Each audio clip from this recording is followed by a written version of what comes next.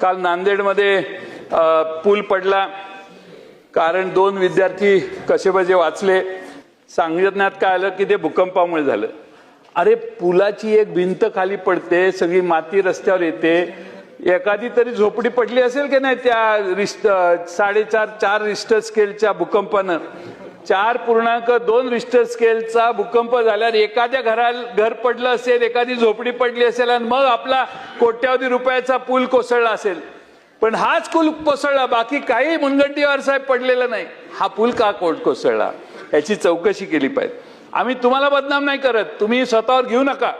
Contractor चुकीचे आहेत, त्यांच्या मागे लागा.